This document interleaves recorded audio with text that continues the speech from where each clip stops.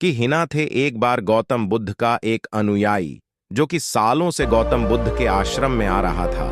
वह उनके प्रवचन सुनता, आश्रम विधान आदि करता और फिर चला जाता। लेकिन अचानक कुछ दिनों से उसने आश्रम में आना ही बंद कर दिया था।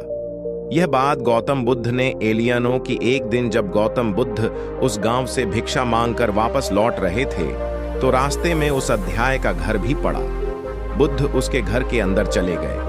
अंदर जाकर देखा तो वह इंसान आंगन में बैठकर कुछ काम कर रहा था। बुद्ध को देखते ही वह जल्दी से हाथ जोड़कर उनके सामने खड़ा हो गया। उसने दूध को पीने के लिए शीतल जल दिया और बैठने के लिए आगमन के चबूतरे पर एक चटाई चाहिए। वो बुद्ध चटाई पर आराम से बैठ गए। फिर बुद्ध ने उस अन्याय से पूछा, तुम्हारे घर परिवार में सब कुछ ठीक तो है ना? अन्याय बोला, हफ्ते सब ठीक है।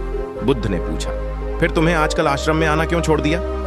यह सुनी वह अनुसार थोड़ा सा शर्मिंदा होने लगा। फिर बोला, अब मैं आपको कैसे बताऊं? बुद्ध गौतम। बुद्ध ने कहा, तुमने हमको कह सकते हो? अनिल भाई ने कहा, मेरे वस्त्र बहुत ही पुराने हो चुके हैं। वे कई जगह से फट गए हैं, उनमें से निकल आए हैं। अब वह बिल्कुल भी पहनने लायक रहे कि नहीं थे। बुद्ध अनुयायी के वस्त्र देखिए, वे सच में बहुत ही बुरी हालत में थे। जगह जगह से देख चुके थे। कई सारे क्षेत्रों में। इसके बाद बुद्ध उठ खड़े हुए और मुस्कुराते हुए अन्याय के कंधे पर हाथ रखकर बोलिए, चिंता मत करो, सब ठीक हो जाएगा। कल शाम के समय जब आश्रम से सभी अनुयायी बुद्ध के प्रवचन सुन घर वापस जा रहे थे तो बुद्ध ने अपने एक अनुयायी को रुकने के लिए कहा। जब सब चले गए तो बुद्ध ने अकेले में बुद्ध अनुयायी से अपने उस गरीब बनी आई को 2 जोड़ी वर्ष देने को कहा। धनवाही उस गरीब हनी भाई के घर वक्त भिजवा देने का वचन देकर वहां से चला जाता है। अगले दिन सुबह है वह अमीर अनुयायी उस गरीब अनुयायी के परिवार की हर एक सदस्य के लिए 2 जोड़े कपड़े एक पोटली में बनवाकर अपने नौकर के हाथ भिजवा देता है, जिसे देखकर उस गरीब अनुयायी का पूरा परिवार बहुत ही कुछ होता है। अगले दिन जगह बनाई दोबारा से युद्ध के आश्रम उनके प्रवचन सुनने आता है तो अंत में जाते समय वह अपनी गाड़ी को रोककर उससे पूछते हैं कि आप तुम अपने नए वस्त्रों में आराम से, वह तुम्हें और कुछ तो नहीं चाहिए? अन्ना ने कहा, पहले तो आपका बहुत बहुत आभार बनते हैं। इन कपड़ों में बिल्कुल आराम से हूं और मुझे अब और कुछ नहीं चाहिए। बुद्ध ने आगे पूछा, अब जबकि तुम्हें नए वर्ष से प्राप्त हो चुके हैं तो तुमने अपने पुराने वस्त्रों का त्याग किया।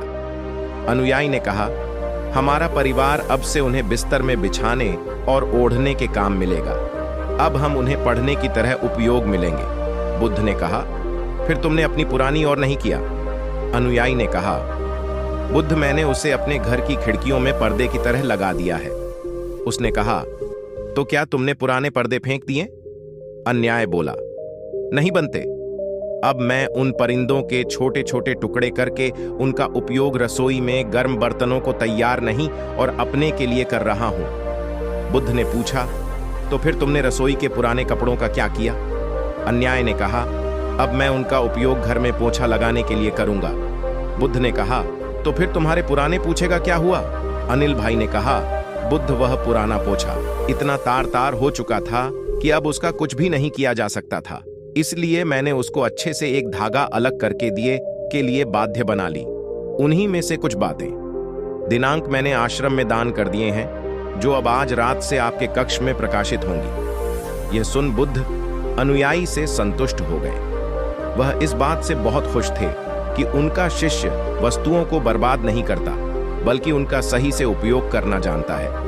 गौतम बुद्ध हमेशा अपने शिष्यों को बहुत ही कम चीजों के साथ जीवन निर्वाह करने की शिक्षा देते थे। साथ उनका यह भी मानना था कि यदि हमारे पास कुछ भी हमारी जरूरत से अधिक है तो हमें उसे दूसरे जरूरतमंद लोग कर देना चाहिए। काश हमारी आज की जनरेशन की बुद्ध का यह संदेश समझ पाए। आज लगभग हर इंसान अपनी जरूरत से अधिक बिजली खरीद रहा है।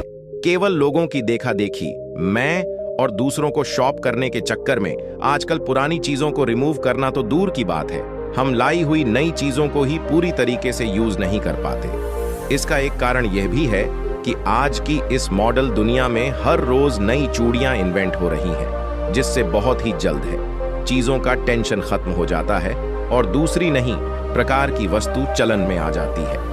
आजकल जब हम कोई फोन या जो प्रोडक्ट लेते हैं तो उन्हें कितने तरह के फंक्शन की जांच करते हैं, लेकिन एक सर्वे के अनुसार एक इंसान अपने फोन के 60% फीचर्स कभी यूज नहीं करता या फिर बहुत ही कम बार उसे यूज करता है। यानी कि अगर वह फीचर्स ना भी होते तब उस इंसान का काम रुकने वाला नहीं था। पर यह तो है मानव निर्मित चीजों की बात, लेकिन समझदारी से यूज करने की सबसे ज्यादा जरूरत हम प्राकृतिक संसाधनों जैसे पेट्रोलियम, नेचुरल गैस और कुछ बहुत ही महत्व